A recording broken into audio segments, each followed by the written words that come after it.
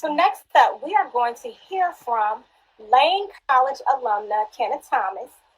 She is going to be speaking with um, Wiley College student Lydia Brown. I also have to note that Lydia Brown is a member of the Great Debaters at Wiley College, part of their long history of their wonderful debate team.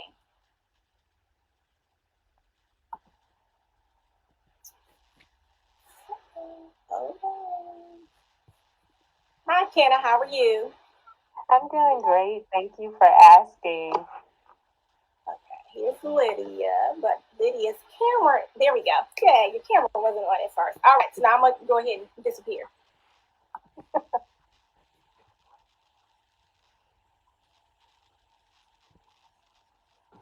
Hello, hello, can you hear me? I can hear you just fine, Lydia. Wonderful. Well, good evening, Mrs. Thomas. How are you? I'm going with great. Like, I'm doing amazing, feeling good, excited to be here, excited to chat specifically with you today. Yes, ma'am. I am honored and excited for this opportunity to speak with you. I'm just going to go ahead and just give a little small introduction, just kind of a little brief to tell people who you are and amazing contributions that you are making in the industry. All right, so I have the pleasure today of speaking with Mrs. Kinna Thomas. She is a large major retailer executive. She is a graduate of Lane College of Jackson, Tennessee, where she obtained her Bachelor of Science degree in 2000. Mrs. Thomas is most known for her integral role in creating the Patti LaBelle Sweet Potato Pie Project that changed the grocery industry in many ways and made it more accessible for Black people. So we welcome you, we join you. I'm going to give you a hand clap. Welcome to this platform. Now we know that our time is of the essence, so let's just hop right into the questions. Let's take a trip down memory lane, if you would, and tell us about your HBCU experience at Lane College. Absolutely. So, as you mentioned, I had the pleasure of attending Lane College in Jackson, Tennessee. So, it's a small private HBCU, but there was so much pride in knowing everybody on campus and fostering relationships that really felt like family. The way that I even got into the college really felt like, an out of body experience where someone was just looking out for me, and that continued through my entire matriculation. So, I attended from 96 to 2000. And like you mentioned earlier, I had my degree is a Bachelor of Science in Business. So I was afforded a lot of opportunities and to intern and scholarships there through the UNCF. So that helped me gain some professional experiences with some big companies. I got a chance to work in New York as well as the LA area because of that. And so I also would say that those roles helped me to develop some lifelong leadership skills. So at Lane, I got a chance to be able to be house manager of our theater department, the secretary of my class. I also sang in our Lane College traveling choir. I know that you're in choir, so that's something that I took a part in as well. And then I was also really, really proud of the opportunity I had to serve as president of my chapter of my sorority, which is Alpha Kappa Alpha. So I would say, in totality, my HBCU experience was full.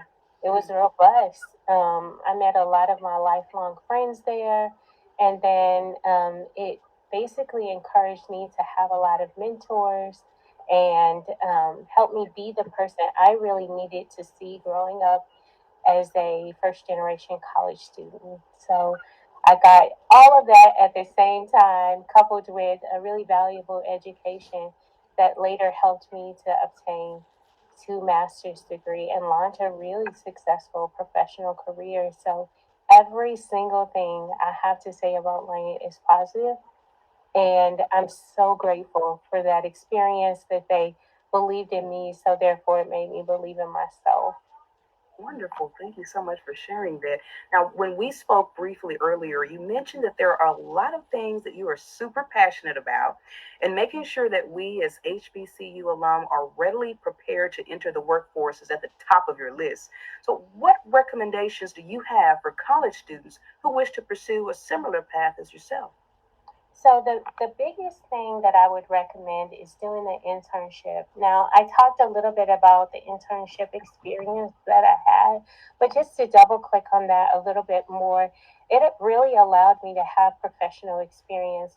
I grew up all black everything. Transparently Mhm. speaking, all black neighborhood, all black schools. My exposure Yes. was really limited to different cultures. So by working for these other places, it allowed me an opportunity to learn different cultures and step outside of, what I was really familiar with on an everyday basis. So I would say certainly consider an internship, and consider studying and learning the operations side of the business, like whether or not, if you want to work in retail, corporate retail, like myself, I would say certainly learn at the store level and take those opportunities really seriously. Another thing I think is really helpful as I think about transitioning to a role, it would really be about keeping the connections that you have and leveraging those go forward. A lot of my mentors, a lot of my sponsors are people that I can connect with regularly, but it allows an opportunity to build both the resource capital, meaning the people side of it all, but then it also helps to build that performance capital and having somebody vouch for you and what you're able to do. I have to tell you this though too, just to make sure I'm answering that question with completion, is just really believing in yourself and Yes. knowing that you're worthy of a role and you're well studied enough to be able to execute on that particular role. So I'm sure you've heard of imposter syndrome. A lot of people, Yes. specifically Black people, get that because of our limited exposure in certain areas. I went through that personally myself. And what I would say is really having enough confidence to show up in the room and being okay with being the one that was different, being okay with being the first generation college student or the person that had not had a lot of information infused to me about social standards, etc. But being willing to learn at the same time has really helped me create my own playbook and hold myself accountable to myself. And so I think what really, really helps in this situation is making sure that the impact that I want to have on the community is what I hold myself a standard to. So those are the things that I would recommend, is just definitely knowing that you're worthy of the role and getting behind it, having some sort of internship and leveraging any resources you can by way of people. Definitely, definitely. Now we're a little bit short on time here. It's kind of running out, but I definitely wanted to ask this one question. I know that when we spoke, we talked about, we both agreed how critical it is for Black students to see that elite roles like this exist. You stated that you never saw a woman doing what you're doing, and I'd just like to know, why is it so important for you to provide that level of inspiration? Well, the reason that it's important is we need each other. We need each other in the room. We need to be there for each other. We should be supporting each other. And in order for us to get there, we literally have to get in the room to help each other. True. And so that is why I find this incredibly valuable. I'm the first Black woman to hold my current role within my current organization. I work for a top 50 company, and I'm really proud of the accomplishments. I'm proud of to be an HBCU grad. But what I'm really most proud of is helping people who look like me every single day and not being afraid or apologetic about that, and being intentional in my conversations about helping Black students and Black people continue to grow and develop, and being candid and very, very transparent. But that's a really, really important thing. As we are at these tables, it's important to pull up chairs for everybody else. There's room for everybody to eat. You don't have to be the elite only one. I do not want to be the only one in the room. Yeah. So that, I hope that answers your question. Yes, it definitely does. I really appreciate it. All right, I believe this is all the time we have. But before we let you go, I definitely want to thank you for your time, your contributions, for being such a great role model for others to follow. And I hope that anyone is watching this, that this is made available so that students can utilize these gems that you've shared with us on this evening. It's been so informative and inspirational for me. Can you tell us where we can find you on social media? Are you on LinkedIn and such? Absolutely. On LinkedIn, I can be found at Kinna Thomas. It's just Kinna Thomas. And then also on Instagram, I can be found on The Real Kinna, TheRealKinna. Awesome. Once again, thank you so much for this opportunity. This has really been such a delight for me. It's really one of the highlights of my evening.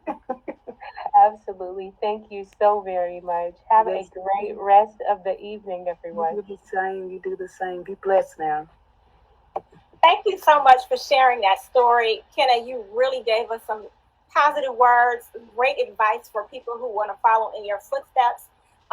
Things that I'm actually going to take with me as well on my journey. Thank you so much for your time. And again, Lydia, obviously, excellent job.